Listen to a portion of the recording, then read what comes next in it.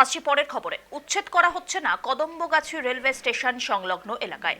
সেখানকার বাসিন্দাদের পাশে দাঁড়িয়ে এবারে এমনটাই আশ্বাস দিলেন দেগঙ্গার বিধায়ক রহিমা মণ্ডল।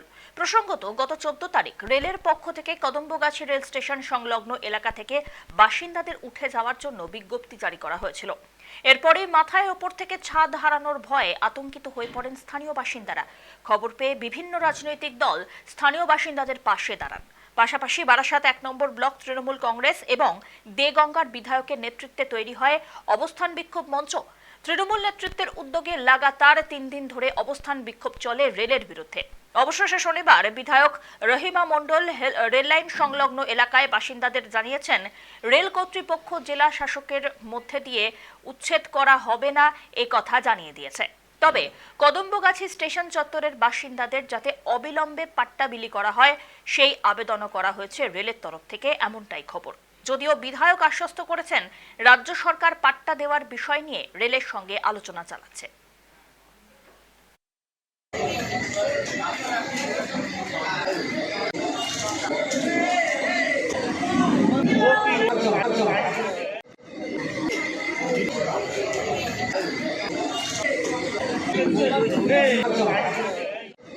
এটা 1987 সালে যখন আমরা লোকোশেডে ছিলাম, তৎকালীন ওখানে কারশেড করার জন্যে আমাদেরকে ওখান থেকে এখানে নিয়ে আসা হয় এবং আমাদেরকে 99 বছরের লিজ দেওয়া হয়।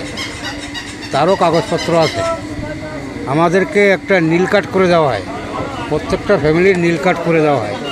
নীল কার্ডও আমাদের সাথে আছে, কিন্তু জানি না এখন যে কীভাবে এরা উচ্ছেদ করার কথা বলছে, এটাই বুঝতে পারছি না যে কোন কারণে। আমাদের তো লিজ আছে 99 বছর, তা আমাদের সঙ্গে তালবাহানা করছে কেন আমরা সেটা বুঝতে পারছি না। আমরা আমাদের আন্দোলন চালিয়ে যাব। দিদি এসে যখন এর সুরক্ষা আমাদের হবেই, এটাই আমরা আশা করি সবাই। আর এর জন্য আমরা ভীষণ খুশি আছি। এখন অনেকটাই আমরা ভালো আছি। দিদি আমাদের পাশে এসে দাঁড়িয়েছে, আমাদের সবাই যখন নেতৃত্ব আছে, আমরা এখন তার জন্য খুবই খুশি আছি। আমরা আজকে 3 দিন ধরে আমাদের সমস্ত নেতৃত্ব আমরা এখানে ধর্নায় আছি। সর্বোপরি আমাদের মুখ্যমন্ত্রী, আমাদের জননেত্রী মমতা বন্দ্যোপাধ্যায়, ডাক্তার কাকুলি ঘোষ দস্তিদার, আমাদের সাংসদ আমার দিদি, তিনার সঙ্গে কথা বলে তিনি আমাদের নির্দেশ দিয়েছেন আমরা ধর্না চালিয়ে যাব।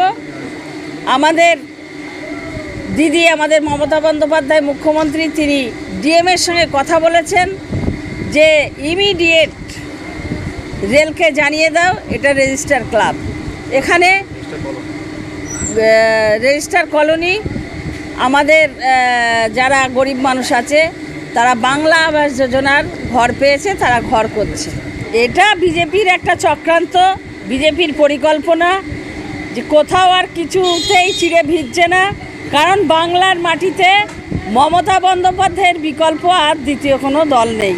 তারা চিন্তা করেছিল এদের একটু সুড়সুড়ি দিয়ে যদি আমাদের দিকে ফেরে, কিন্তু যে পরিষেবা বাংলার মানুষ পাচ্ছে বা আমার এই কলোনির মানুষ পাচ্ছে, দেগঙ্গার মানুষ পাচ্ছে, কদম্বগাছির মানুষ পাচ্ছে, মমতা বন্দ্যোপাধ্যায় 67টা প্রকল্প সেই সুযোগ সুবিধা পেয়েছে, তারা তাদের দিকে কেউ ফিরেও তাকায় না।